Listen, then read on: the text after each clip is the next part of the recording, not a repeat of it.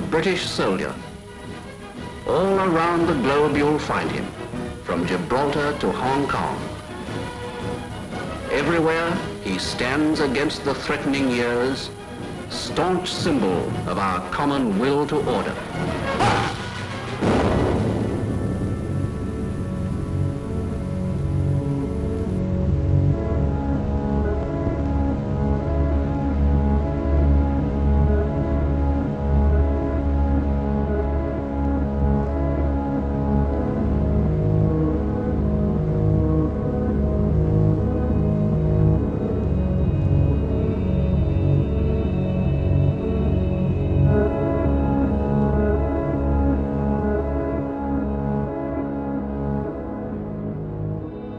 British Empire, the largest empire the world has ever known. For over 300 years, Britain ruled, its armies conquered, and its bankers proclaimed the might of its currency. But one day it all began to fall apart. One by one, countries declared their independence from Britain, and no amount of force could reverse the tide. As British elites saw their wealth, privileges, and empire disintegrate, they began to search for a new role in a changing world, and they found one in finance. This is a film about how Britain transformed from a colonial power to a modern financial power, and how this transformation has shaped the world we live in.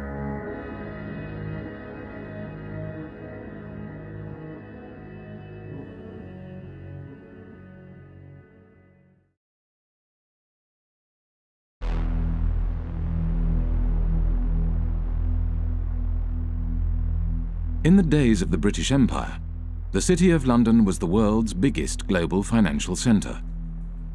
The City of London was the kind of beating financial heart of the British Empire. The historians Kane and Hopkins call it the governor of the imperial engine. All these countries in the empire used to use the sterling currency, and the City of London was kind of the financier of this zone, not just inside the sterling zone, but outside the sterling zone as well. As Britain's empire declined, so too did the City of London. One British army truck is bombed, killing 2 soldiers and wounding 12. As rioting becomes daily more widespread on Cyprus, young people of high school age take an increasing part in the violence. Here, a group of girls are being dispersed after a rock-throwing battle with British military police. With the decline of empire, British commercial interests across the globe were under threat. In 1956, Egypt nationalized the Suez Canal. A new Middle East crisis arises as President Nasser of Egypt tells a wildly cheering crowd in Alexandria that Egypt has seized the internationally owned Suez Canal. France and Britain issue a 12-hour ultimatum.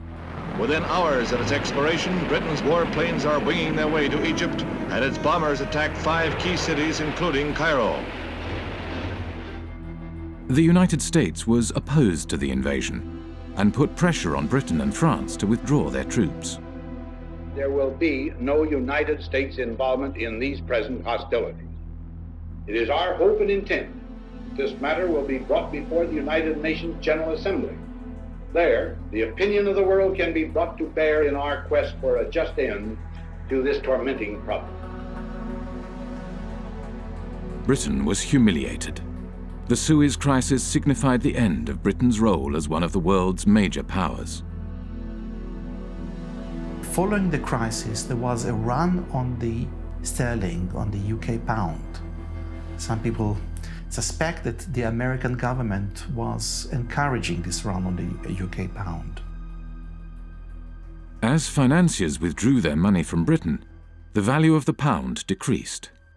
To protect the value of the pound, Britain limited the bank's overseas lending. They were not able to invest abroad, and obviously they were unhappy. And we don't know exactly the context, but it's very clear that the banks or their representative made a representation to the Bank of England, which in itself was dominated by representatives from the banking industry. It seems that they have reached an agreement which was never written, that if the banks intermediated between two non-residents in a foreign currency, in that case the dollar, then this particular intermediation, this particular deal will not be considered by the Bank of England under its own jurisdiction. The banks began to create a market for dollars in London, called the London Eurodollar market. To differentiate these euro market activities from their domestic banking activities, banks kept two sets of accounts. The Bank of England, the UK regulator, declared that the London euro market accounts were not in London. They were elsewhere, and therefore it had no responsibility for regulating them. It's about providing a legal space in which you pretend activity is taking place. And the importance of that is that you pretend it's not taking place in the economy where it really is taking place. So you're taking activity from the place where it's regulated and taxed and pretending that it's happening elsewhere. Now, where doesn't really matter, it's just elsewhere. When American banks realized that London offered the ability to avoid US regulations, they moved their international operations to the city.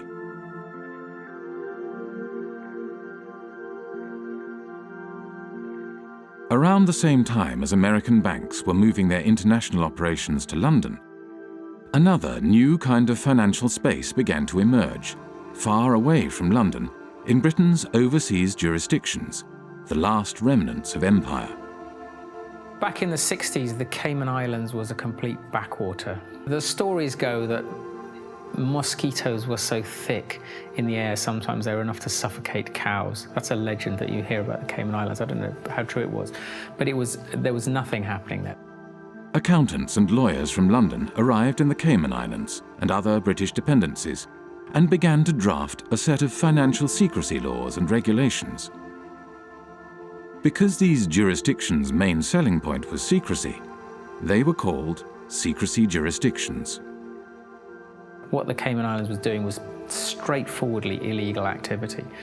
Drugs money was coming in huge quantities, tax evasion, whatever you wanted, you could have it.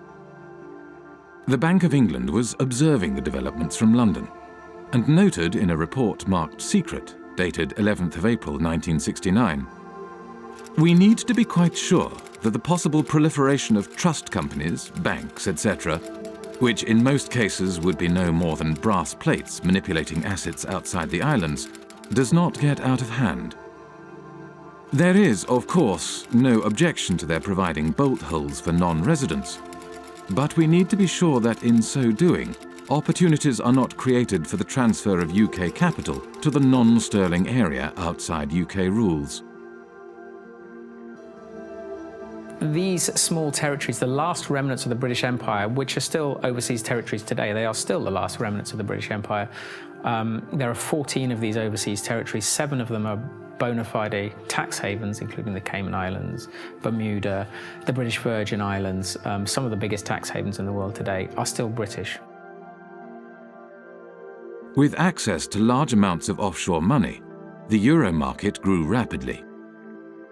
By 1980, it had reached $500 billion. By 1988, $4.8 trillion. And by 1997, nearly 90% of all international loans were made through this market. The British Empire had sunk, leaving hardly a trace behind. But the City of London adapted and survived.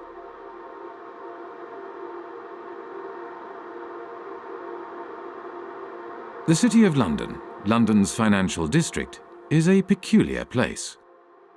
It has been called a city within a city, a state within a state. It is run by an organisation called the City of London Corporation, a private company that performs all the functions of a local council with a private police force and private courts.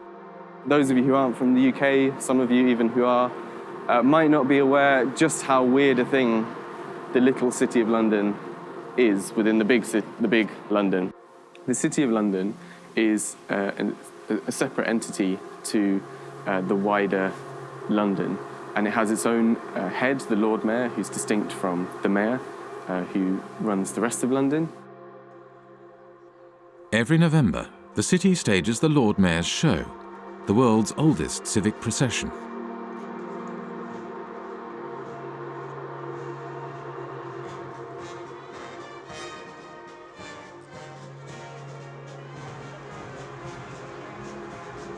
The City of London has long had this curious legal status because back in 1066, when William the Conqueror came over, the city was one of the only portions of England that he failed to conquer, and he struck a deal with the city in 1067 that allowed them to continue functioning.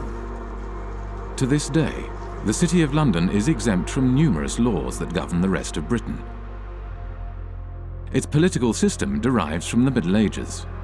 The city's electorate is dominated not by its residents, but by the private businesses operating within the city. Its Lord Mayor is selected by the heads of medieval guilds. They have a representative in the House of Commons called the Remembrancer. Apart from the clerks of the court of the House of Commons, he's the only unelected person there. All other lobbyists have to stop, in the lobby. They're not allowed past the lobby. The City of London has a permanent representative in the House of Commons, whose role is to report back to the City of London Corporation and to lobby Parliament on behalf of the city. The Corporation of London, clearly, it's a unique and interesting phenomenon that should have attracted many political scientists, political economists and economists. But I don't know of anyone who has studied systematically the Corporation of London and its impact on policy or economic policy. So we can only surmise.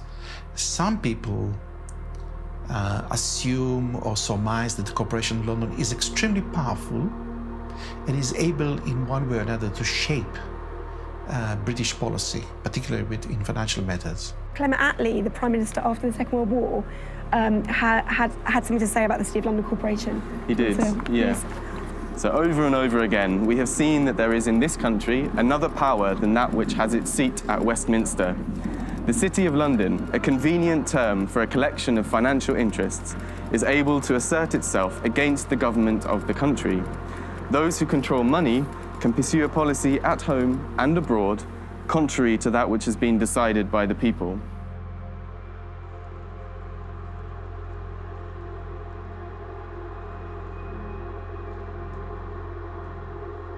At the heart of the City of London stands the Bank of England. The Bank of England is not just a central bank, it is also a financial regulator. At the demise of empire, the Bank of England used this regulatory authority to help attract the world's banks to London. In 1972, the Bank of England issued a license to the Bank of Credit and Commerce International, which set up its head office in London. Within 10 years, BCCI grew into the 7th largest bank in the world. 10 years later, BCCI was bankrupt. The deputy director of the CIA, Richard Kerr, said late today that the CIA did use BCCI to support CIA activities overseas. But BCCI had not just collaborated with the world's intelligence services. It had also engaged in extensive financial fraud, money laundering, and terrorist financing. BCCI constituted international global crime of a level that boggles the mind. BCCI was financing terrorism. The Bank of England knew it, says the report, but instead of supervising it properly, it tried to prevent the bank's collapse. I am saying very directly that the Bank of England had sufficient information in front of it to close BCCI 15 months earlier than it did. Millions of depositors were hurt in that process. Numerous whistleblowers from BCCI had contacted the Bank of England, yet the Bank of England did nothing. The Bank of England had plenty of time to intervene and investigate, but it did not do so because the tradition at that time, which still survives, is that, well, actually, you have to just kind of send hints and talk over lunch tables with the chaps regulating other chaps, and all would be well. Robin Lee Pemberton, the governor of the Bank of England at the time of the collapse of BCCI, commented, "The present system of supervision has served the community well. If we closed down a bank every time we found an incidence of fraud, you would have rather fewer banks than we do at the moment." London was a place for banks to engage in business that was not allowed elsewhere, where senior bankers did not have to worry about the consequences of their actions. This is one of the reasons why today there are more banks in London than in any other financial centre. In Britain, nobody goes to jail. No bankers go to jail. They generally don't. They are a protected species. And that is part of the offshore business model of the UK, is to say, we will protect you, we will bring your money here, we will look after you. We're not going to put you in prison, we'll let you do what you want.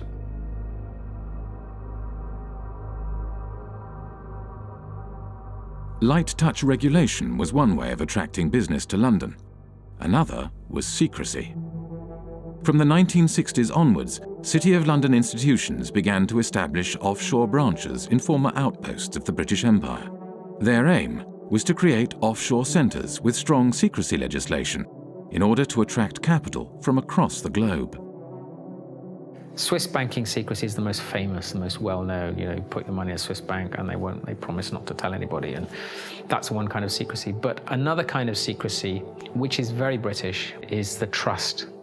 And the trust is a very slippery, complicated, and devious mechanism. Trusts emerged, the legend has it, from the time of the Crusades, when the knights would go off and fight in foreign lands, and they would leave their assets in the care of trusted stewards. What trusts do ultimately is they play with the concept of ownership. Ownership is not such a simple thing. So the settlor, the knight in this case, would hand over the assets to someone who these days would be called a trustee. It's often a lawyer. Legally, you are separated from those assets. They're not yours anymore. There's a barrier. You can't be taxed on them. Nobody's going to find anything about your connection to these assets. In Britain's offshore jurisdictions, no qualifications are necessary to be a trustee. Anyone can set up a trust and act as a trustee. There is no registry of trusts. There are no bodies to certify that a trust has been set up. The only persons who know about the creation of this agreement are the trustee and the settlor. There's no obligation to register it. There is no financial reporting obligation of trusts. They're not required to put annual statements onto account anywhere. So actually trusts are, to all intents and purposes, invisible arrangements. Economist John Christensen was an economic advisor to the secrecy jurisdiction of Jersey for 10 years. We're not talking about a few million. We're talking now about trillions. Trillions of dollars of capital, which apparently belong to nobody. For tax purposes and for other purposes, they belong to nobody. Everything, works of arts, gold bullion, racehorses, cars, real estate, not just financial assets, but a whole load of non-financial assets belong to these trusts, sitting there belonging to nobody. Now think that one through, because we are talking about maybe as much as $50 trillion of assets sitting offshore behind these instruments. Well, the Cayman Islands are among several British overseas territories who have signed a new information exchange agreement with Britain and the rest of Europe to tackle tax evasion. The countries are now required to automatically provide details of the ownership of bank accounts and how they're used. Cayman became the first signatory last week. It's important that the Cayman Islands should be recognised as the first overseas territory to sign such an agreement with the United Kingdom. And I think this importantly reflects the constructive approach that the Cayman Islands has taken in delivering our shared objective of rooting out tax evasion. The trust lies at the core of the British secrecy model. They don't use banking secrecy. The Swiss use banking secrecy. The British, of course, are only too willing to kill off banking secrecy because they will then capture a larger market share. That's why the Brits are doing this.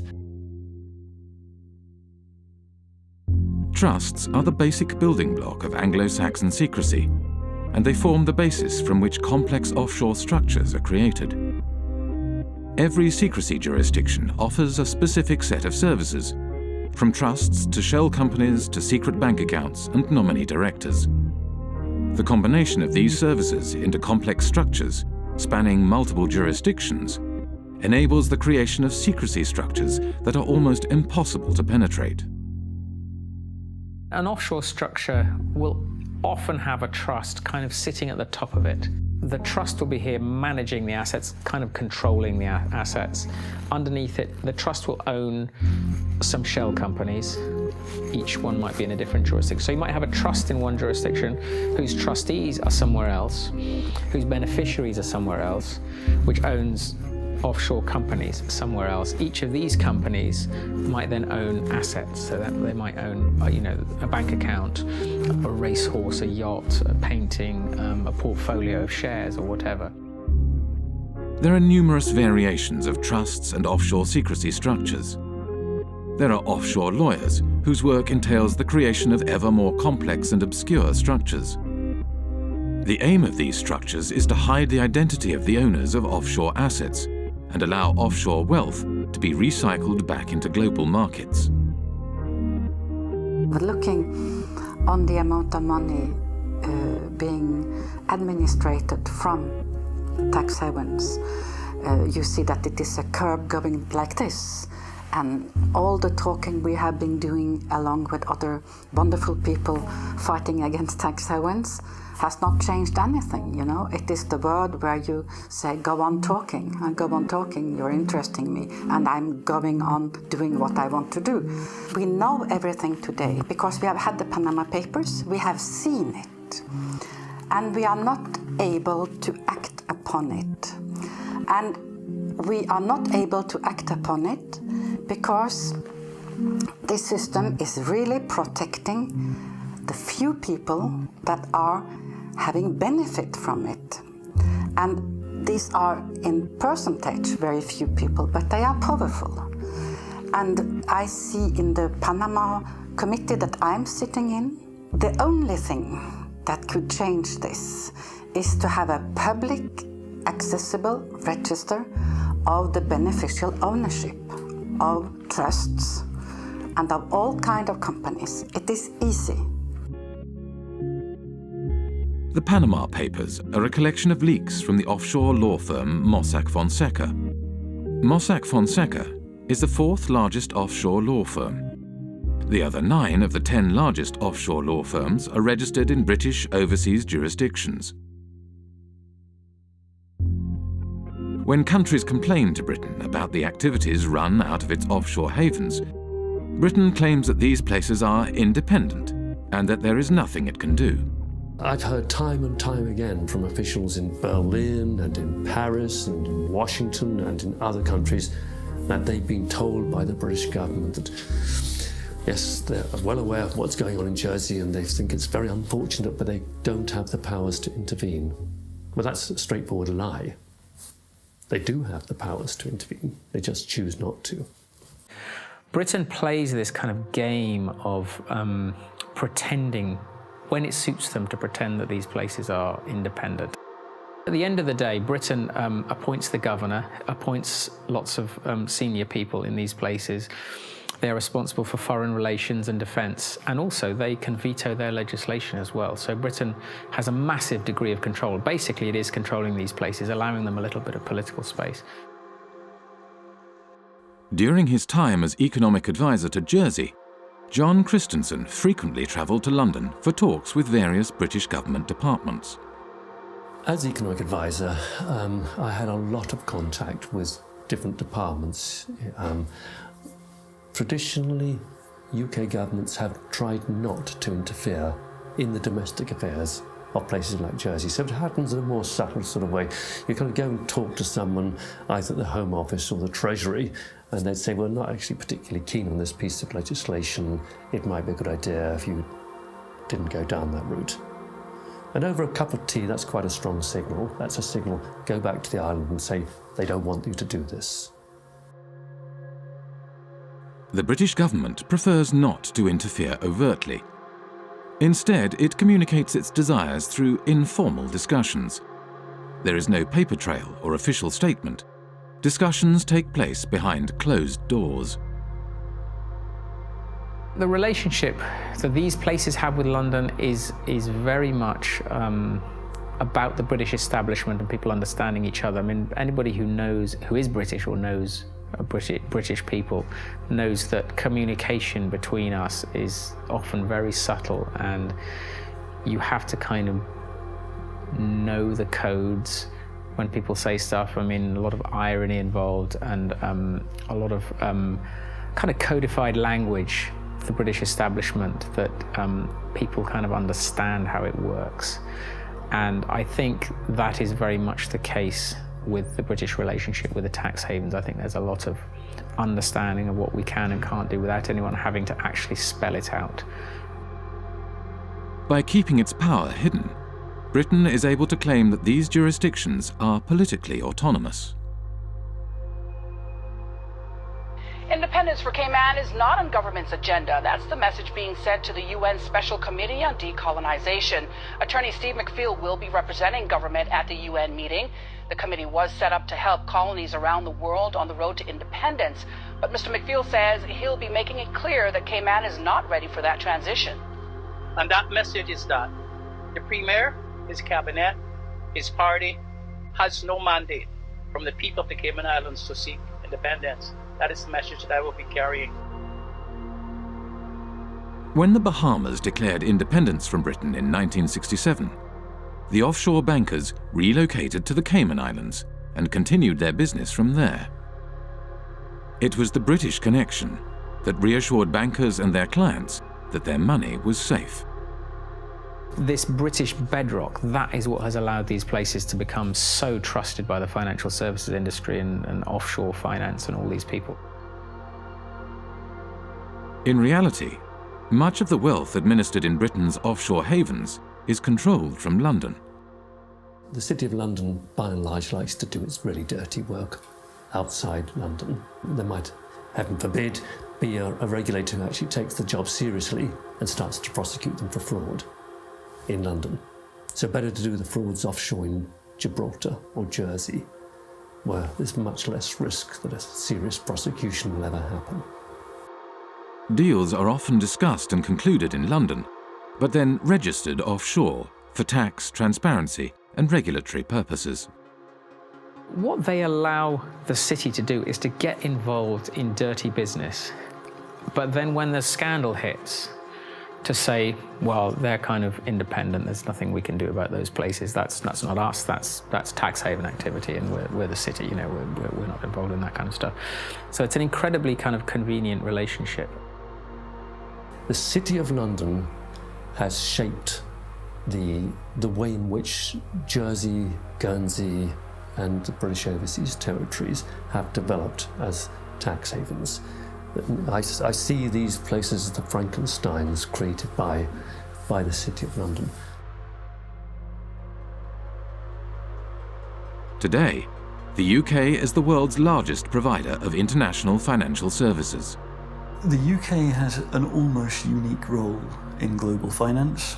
If you look at data, the kind of data that we've constructed in the Financial Secrecy Index, you can see the relative shares of each country in the global provision of financial services exports. That's financial services to non-residents. Now, there are two big centres, and everything else is quite small in comparison. The two large centres are the United States, with around 19% of the global market, and the United Kingdom and its offshore jurisdictions, which have around 25% of the global market. And if you add to that other jurisdictions, ex-colonies, but recently independent, fairly recently, by which I mean Hong Kong, Singapore, maybe even Dubai and Bahrain, and Cyprus, then you reach a figure of nearly 40%. And I think that figure represents better the position of London in the global financial market. The soldiers left, the administrators left all the colonies, but they still kept a significant degree of control over the financial flows from these former former parts of empire in the rest of the world. So you could describe it as a second empire. Britain's second empire, sort of hidden financial empire spanning large parts of the globe. At the time of the British Empire, the City of London was the world's largest global financial centre. Not only Britain's colonies, but also independent countries did their banking in London and used the empire's currency for trade and financing. As the empire declined, so too did the City of London. The establishment of the London Euro market enabled City of London banks to continue to exploit their empire-era networks and expertise, and the creation of secrecy jurisdictions gave banks access to large amounts of cheap money. International banks from across the globe set up branches in London and Britain's offshore jurisdictions in order to take advantage of this new system.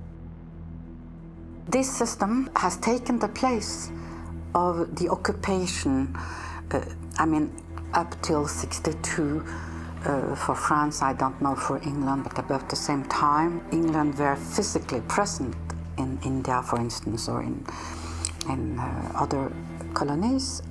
And when you look at the money flows through the tax havens, they are increasing when we withdraw from the colonies. We are still plundering developing countries as former colonial powers. Wealthy individuals, organized crime, and corporations shifted their wealth offshore in exchange for secrecy and no tax. And as countries around the world began to deregulate and open their economies, it became ever easier to do so. Today, as much as half of all global offshore wealth may be hidden in Britain's secrecy jurisdictions. One of the losers is Africa, whose flight capital flows mostly into the modern British spider's web.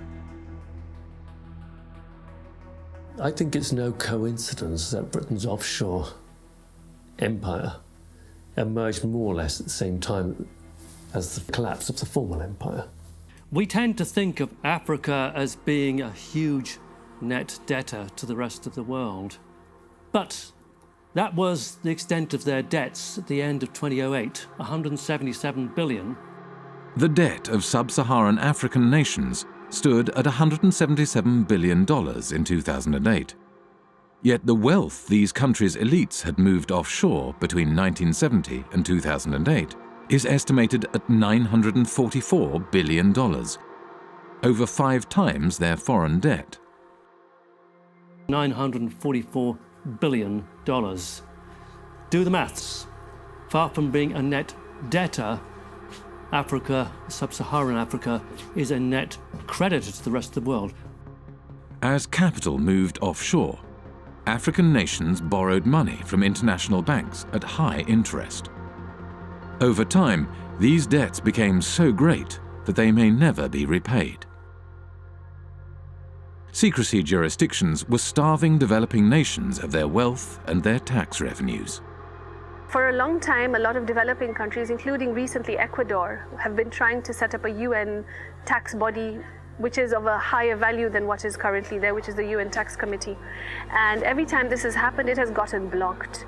During the financing for development process in Addis Ababa last year, I think it was the UK and the US that blocked attempts again to set up this World Tax Organization. So why would they not want to have democratic decision-making in global decisions on how tax gets collected across borders? I don't understand this. As long as we have cross-border activity that involves both criminal and legal activity, as long as we're unable to separate the two, this is going to continue to be a problem. Western nations block attempts to provide greater transparency of international financial flows and the implementation of global standards for the collection of tax across borders, whilst elites in developing nations use offshore centres to hide their wealth offshore. The oil from Gabon has not benefited people in Gabon. And this is true for the copper in Zambia, for the gold in Mozambique or in Mali. they have benefited the company that do extract it and their shareholders. It has benefited the corrupt elite in the country. In developing countries, the offshore system of tax havens has facilitated the looting of these countries by their elites. It has enabled them to steal the money and keep it safe somewhere else. Illicit financial flows, because the anonymity that drives them creates incentives for people in positions of power to be corrupt. This is why there's a group of countries where development progress is so difficult. It's that the incentives of individuals and the ability to pursue them through all the mechanisms that underpin illicit flows outweigh the type of mechanisms that lead you to a powerful, representative, effective state that can start to deliver development.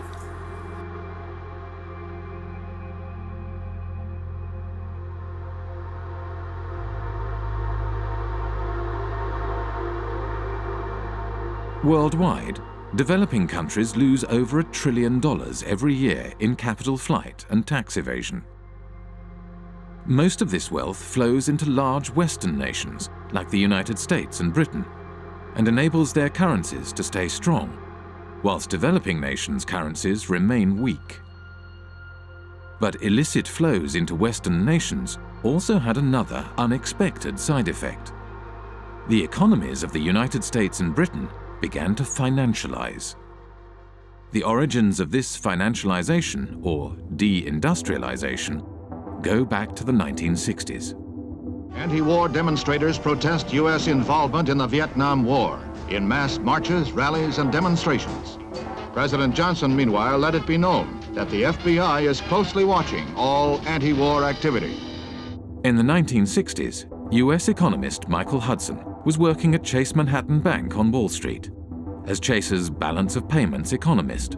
During the 1960s, the United States balance of payments deficit was entirely a result of foreign military expenditures. Dollars were flowing out of the United States as a result of the cost of the Vietnam War. The United States attempted to prevent the dollars flowing to Vietnam from being deposited in foreign banks.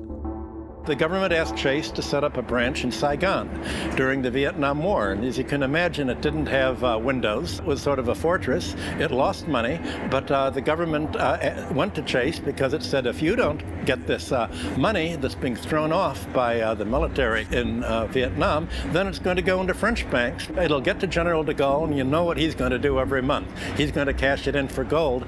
That's what the United States was trying to stop. The US was not successful in stopping the outflow of money, so it began to hatch a different plan.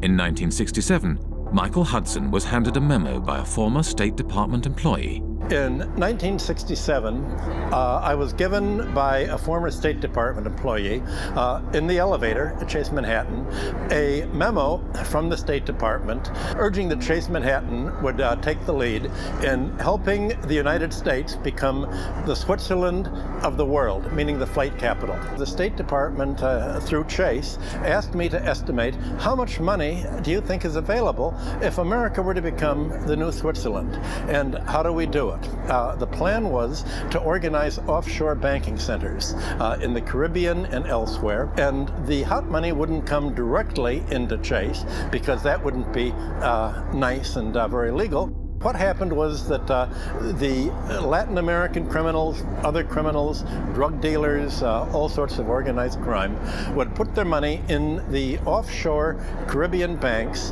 and these offshore banks would then deposit the inflow in the head office.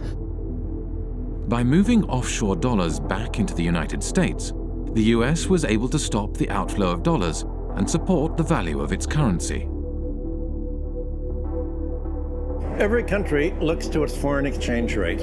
And the foreign exchange rate is not only imports and exports, it's capital movements.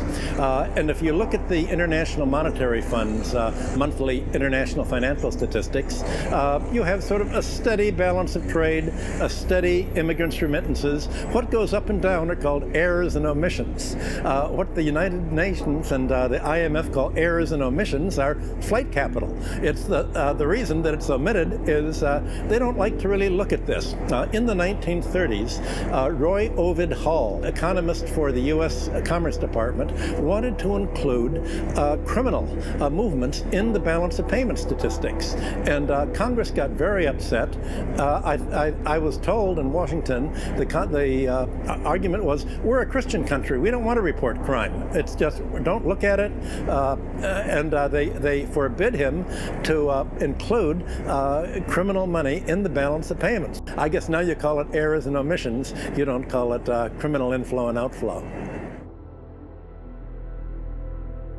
In the 1960s and 70s, Britain was faced with a similar dilemma as the United States.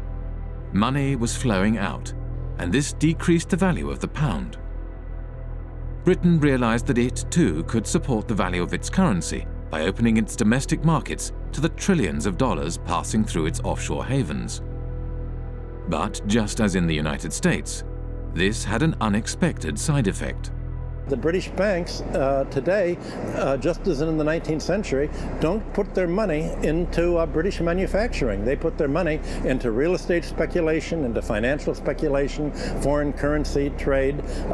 So the financialization of London has helped deindustrialize the country because it's enabled sterling to be supported by this huge inflow of hot money, this inflow of drug dealing money and criminal money and tax evasion money all over the world that is going to London instead of going to Switzerland, Liechtenstein, or the Caribbean.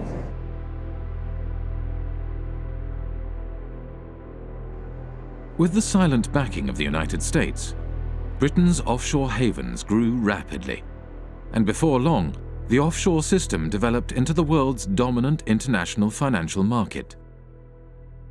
Few were aware how this market functioned. In 1986, economist John Christensen went offshore to investigate. He applied for a position at the Jersey office of one of the world's major accounting firms. But Deloitte & Touche, I was working in what's called company and trust administration, straightforward offshore stuff.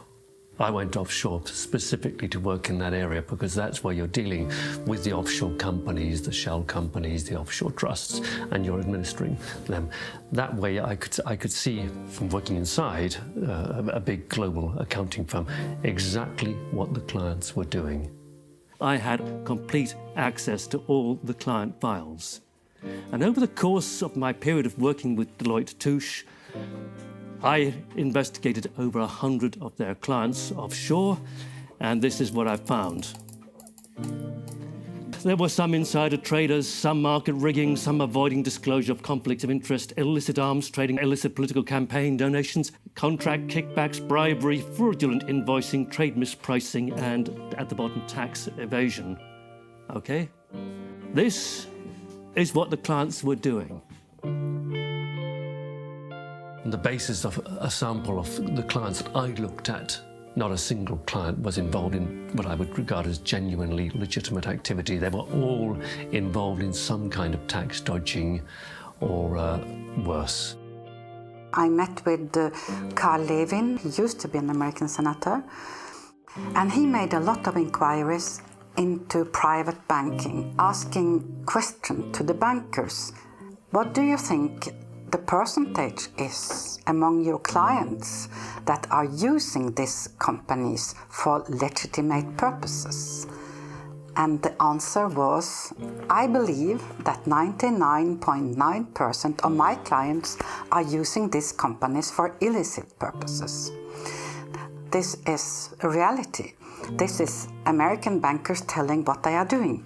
And it's exactly the same thing with UK bankers helping their clients to have accounts in Panama or in Bermuda or in Cayman Islands. high-secrecy jurisdictions are heavily used for fraudulent and grey area financial activities, areas where secrecy is not just desirable, but a necessity. Legitimate financial activity has no need for the secrecy offshore havens provide, nor a desire to pay the high fees offshore banks and law firms charge. Today, close to half of the world's secrecy jurisdictions are British dependencies. In public, these jurisdictions claim they are transparent and their financial services sectors are engaged in legitimate financial activities. Our economy is not based on secrecy.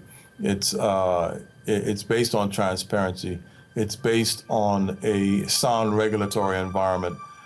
It's based on good governance and good government with a British government legal system. That's what our financial institutions are based on. Well, tonight we have a response from the head of Cayman Finance after a group of U.S.-based anti-tax evasion activists announced plans to travel to Cayman to draw attention to what they feel is corporate tax evasion. Finance Chairman Mr. Richard Cole says he's encouraging the group to visit and says our financial sector has nothing to hide. I would say if anybody wants to come to Cayman to find out what's coming, you know, what we do here, come on down. We have no secrets here. When I went to the Cayman Islands back in 2008, I think it was, I called the government spokesman and he said, okay, we have had an order from on high that nobody is allowed to speak to you. You are off limits. In 2011, journalist Nicholas Shaxson released Treasure Islands, a groundbreaking book about the offshore system. The author of a series of international media reports says he would welcome a debate with Cayman Finance Chair Tony Travers.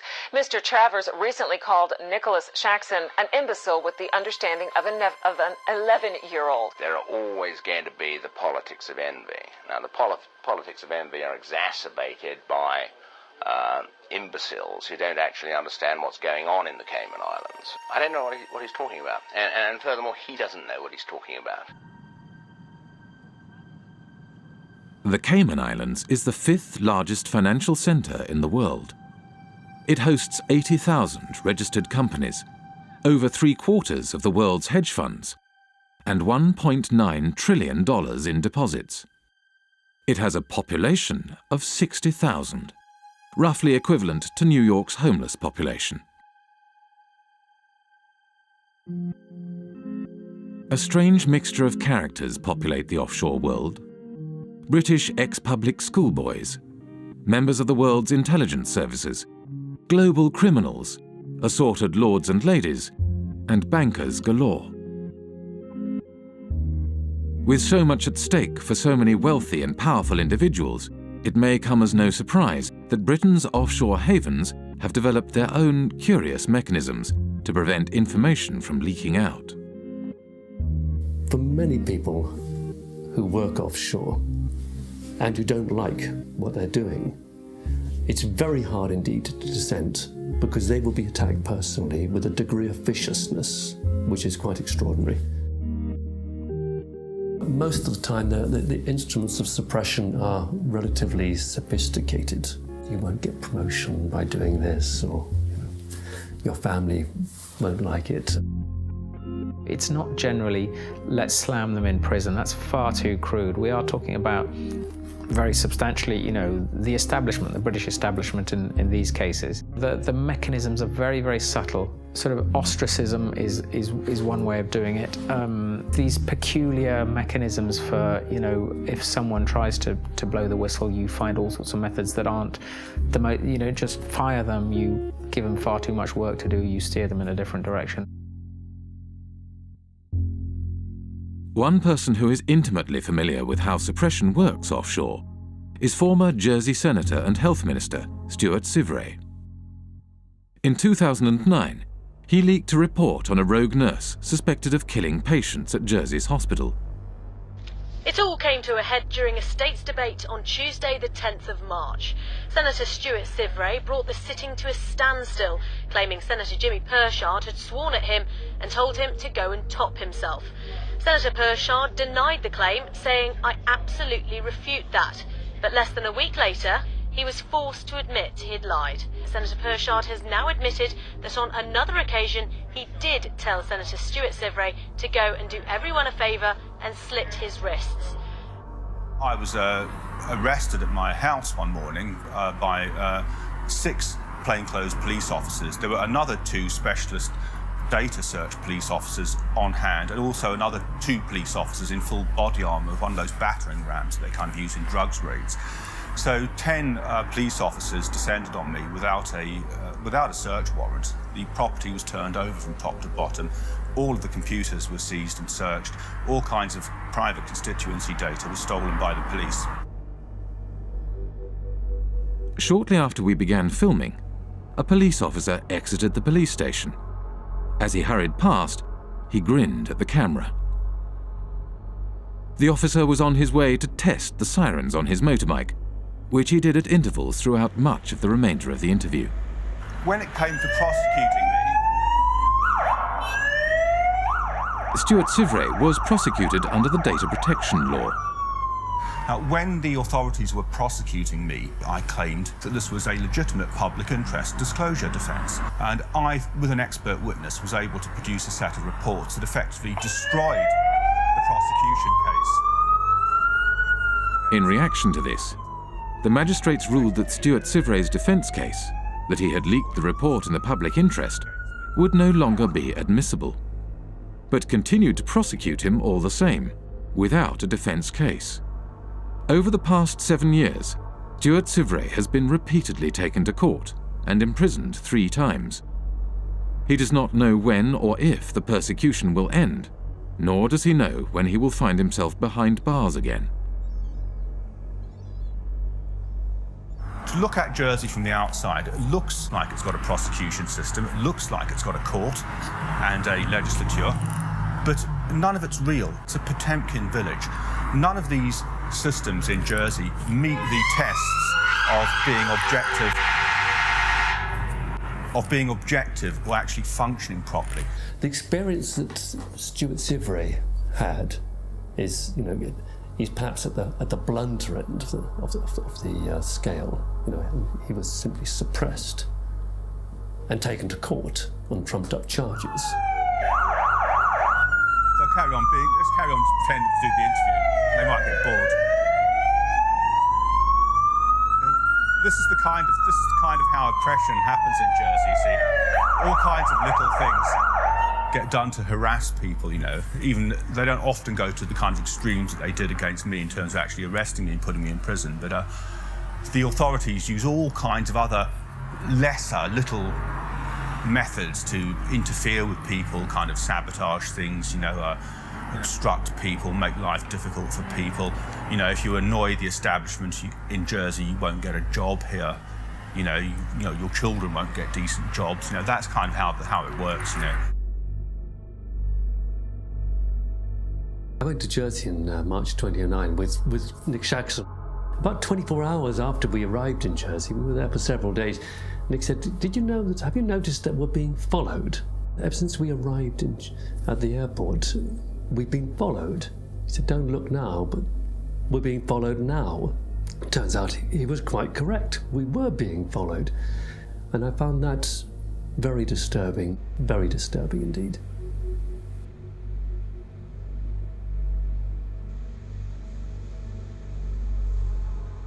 They have a saying in Jersey, if you don't like it here, there's always a boat in the morning. Jersey Finance promotional literature states, Jersey represents an extension of the City of London.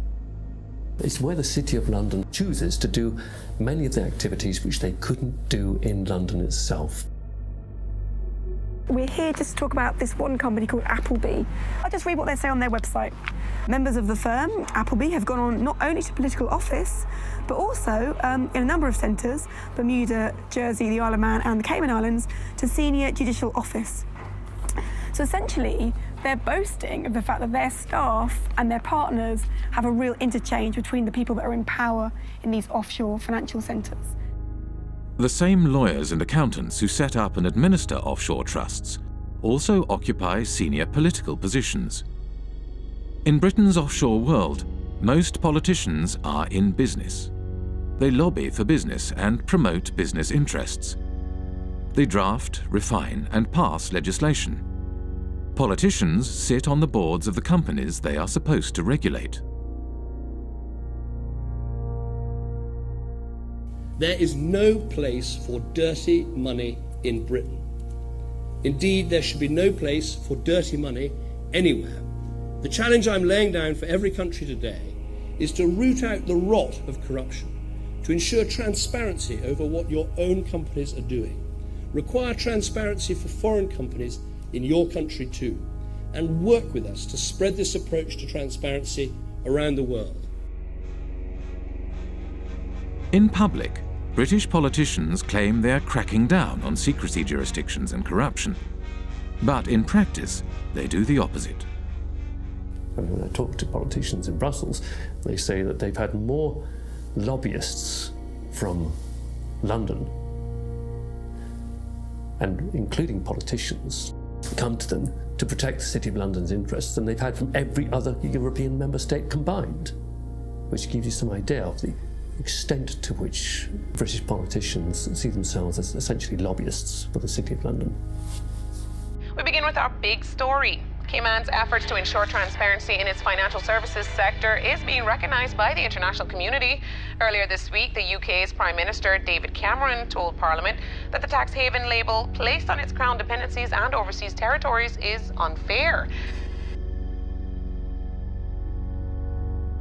Many British politicians have personal and business ties with the City of London and British secrecy jurisdictions. Former British Prime Minister David Cameron's father, Ian Cameron, was an expert in offshore funds and was involved in offshore trusts from the 1980s onwards. At this courthouse behind me here in St Helier, we found this.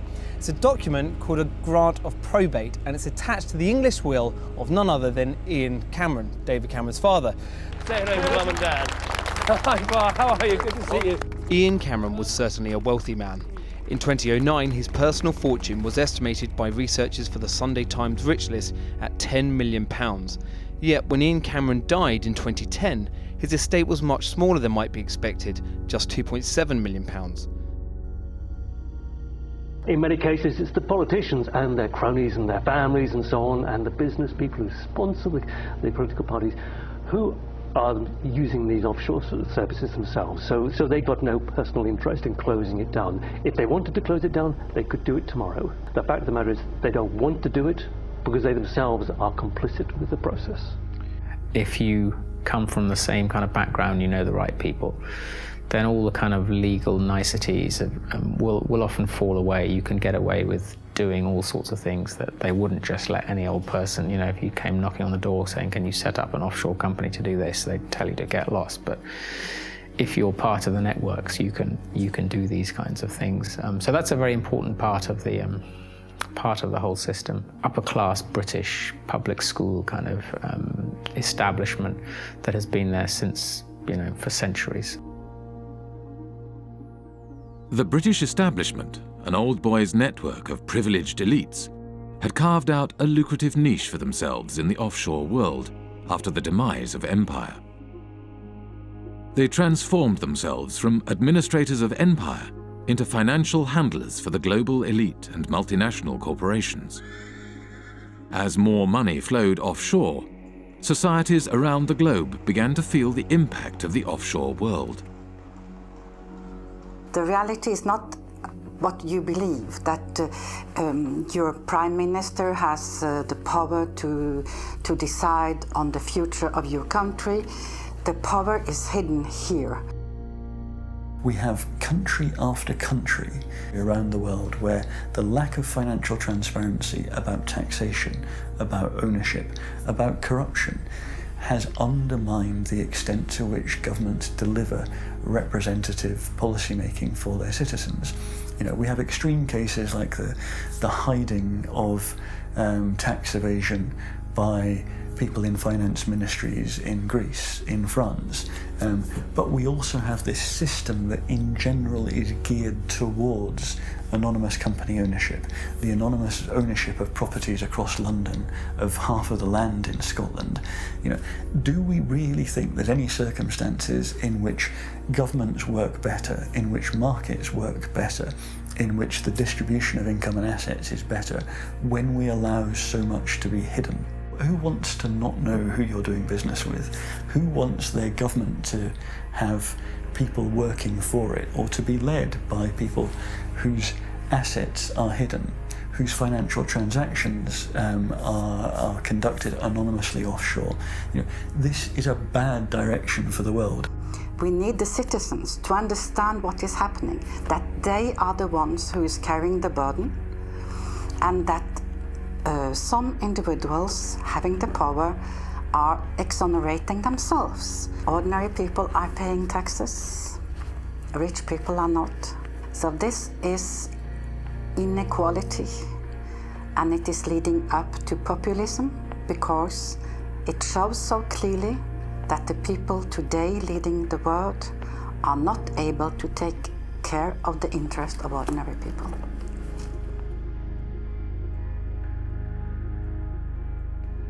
Back in the 60s and 70s, tax evasion or pushing back against taxation, it was kind of seen as anti-establishment. So, the Rolling Stones and Phil Collins, all these people kind of going offshore, going away. It was seen as a sort of rebellious thing to do. And if you fast forward to the present day, now that is the establishment. The offshore system is the establishment. Today, offshore is the way elites and multinational corporations conduct their affairs. Tax evasion is the way business is done. This kind of sophisticated cheating requires a huge infrastructure. We like to talk about the pinstripe infrastructure of highly educated people who think it is their right to help others to cheat societies. We have a new mafia in town. It does not actually shoot people, does not put bullets in their kneecaps, but its trade is just as deadly. It deprives people of opportunities to have healthcare, education, security, justice, and essentially a fulfilling life. Accountants form the backbone of the offshore system. They administer the structures that allow individuals and corporations to shift their money offshore and evade taxes. There are about 2.5 million professionally qualified accountants on this planet. About 330,000 are in the UK.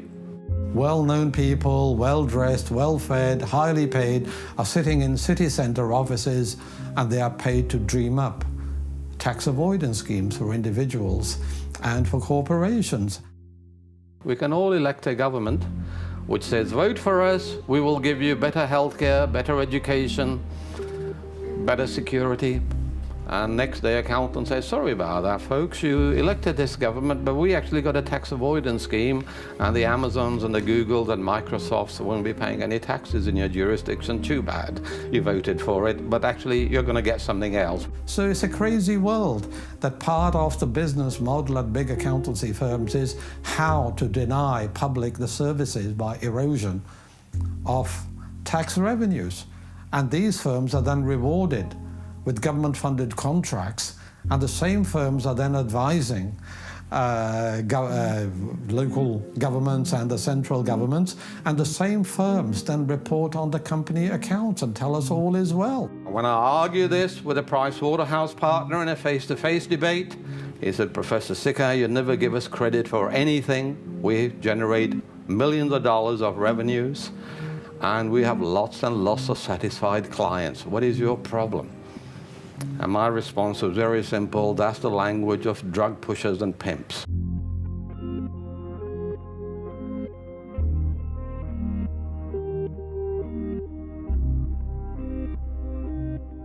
In Britain, a new breed of civil servant was rising to the top. One such civil servant was Dave Hartnett, who rose to the top of HMRC, the UK tax authority. Dave Hartnett had a new way of collecting tax. Deals would be negotiated on an individual basis, behind closed doors.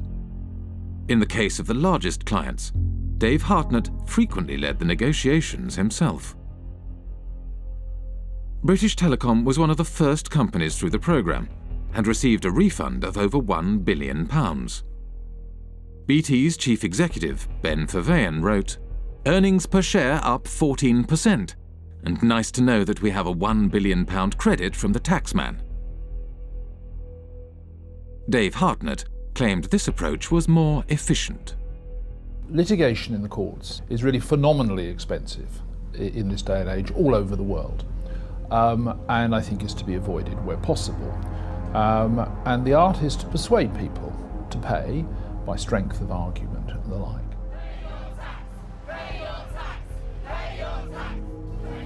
After protests erupted in 2011, the Treasury Select Committee questioned Dave Hartnett. Dave Hartnett claimed he could not give any information due to taxpayer confidentiality. What in statute prevents you from disclosing information to Parliament? All my advice, Mr. Barclay, so far has been that I am prevented, and my colleagues are prevented, by the Act and by the decision of the Commissioners. Dave Hartnett failed to mention that the legal advice he had received stated that the disclosure of information was at the discretion of the head of HMRC. The head of HMRC was Dave Hartnett himself. Just like the mafia has penetrated the state, accountancy firms have also penetrated the state. The head of anti-avoidance in the UK tax authority is from one of these firms. The newly appointed chairman of Her Majesty's Revenue and Customs, which is a tax authority, is a partner from KPMG. Their partners have penetrated the state. They are running the Treasury. Britain's financial services industry had penetrated the state and began to shape its laws for its own benefit. The degree of political capture by the City of London, by the big banks and the big law firms, is so enormous that the politicians have effectively become their spokespersons. With the government unwilling to act in the interest of the public, a group of protesters confronted Dave Hartnett at a private event in Oxford. Hi everybody, I'm sorry to interrupt. I'm just going to take a few moments of your time. Here tonight to present Dave with an award. It is the Lifetime Achievement Award for services to corporate tax planning. Thank you. Thank you very much.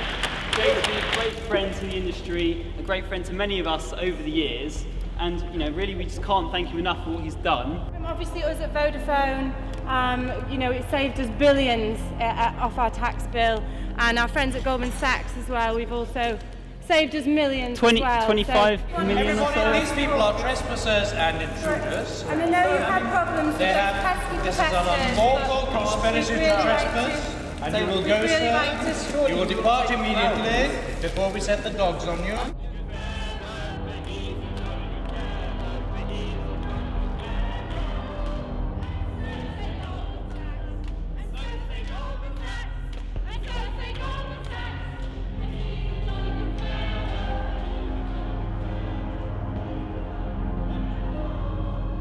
Go. You're trespassing. So sorry. Please you are trespassing, scum. Go.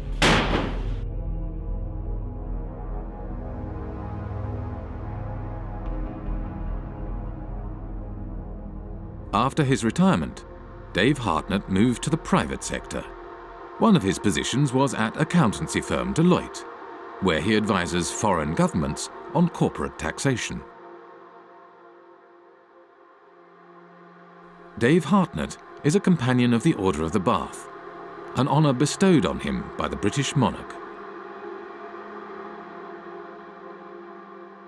We have former ministers acting as advisors to accountancy firms. Accountancy firms provide jobs and consultancies for potential ministers. To my mind, really, it's an indication of corrupt structures. People are buying and selling influences. When a former minister works for an accountancy firm, he's not providing any accounting knowledge, he's opening political opportunities, home and abroad. That is what they are doing. I hope by now you'll share my view that I don't trust most bankers, I don't trust most lawyers, I don't trust most accounting firms. I actually think they're engaged in a conspiracy against public interest. In Britain, secrecy and complexity in finance and government help to obscure corruption in public office. Financial structures are often so complex that even after they are publicly revealed, they are not widely recognized for what they are. An example of this is PFI, the Private Finance Initiative. PFI is Private Finance Initiative. It is a way of funding public infrastructure, things like hospitals, schools, roads and bridges, but financing them via the private sector rather than the historical method, which is via central government. Over a period of 30 or 40 years, the amount of kind of repayment costs will be sort of 3 or 4 times higher overall than if you borrowed it from central government in the first place. So it's basically a giant accounting scam. Once the PFI policy has been set up, you find that the big 4 accountancy firms were actually paid members of staff within the Treasury Department who were then actually going around and selling and advising upon the implementation of PFI contracts by public authorities. Effectively saying, come to us and we will show you how to derive the most benefit from it. In other words, how to perhaps exploit the legislation. Even the offices of the state tax authority are now owned offshore. HMRC, which is the tax collector here in the UK, their offices are owned in Bermuda by a company called Mapley Steps. It's quite incredible. The company that owns the PFI contract to run HMRC's head office borrowed money from offshore investors at 15% interest. Because the interest was so high, the company was losing money. Therefore, it did not pay tax. In 2011, HMRC could not prove that any PFI company was paying any tax in the UK. I think we need to have a serious conversation about the role of government in this whole debacle and how much our government has been penetrated by big banks and accountancy firms and ultimately in whose interest it operates.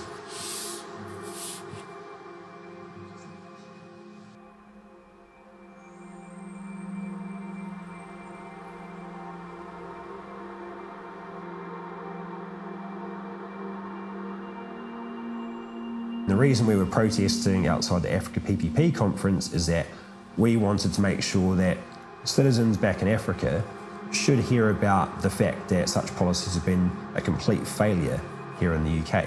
We know that these products are not being marketed to African countries in their own best interests. Their only motivation is to spread the reach of financial services into new markets.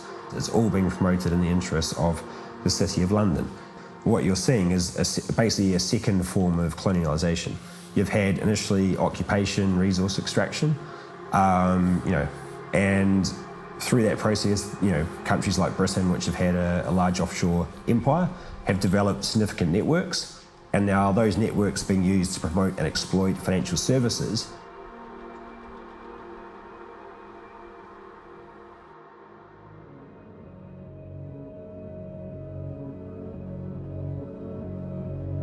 The City of London was the beating financial heart of the British Empire. As Britain's empire declined, the city transformed itself from a hub operating the financial machinery of empire into a global financial centre. Former insignificant outposts of empire became the basis for a spider's web of offshore secrecy jurisdictions that captured wealth from across the globe and funneled it to the City of London.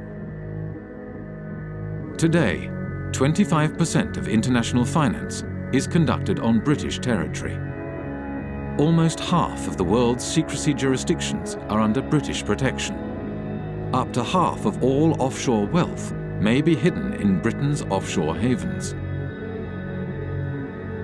Financial services is how Britain's elites make their money. And it is also where former government ministers, senior civil servants and retired spooks from MI5 and MI6 receive lucrative consulting positions after their time in public service. Together, they have transformed Britain and its dependencies into the world's largest tax haven, harming development throughout the world and turning Britain itself into a country that serves, above all, the interests of its elites.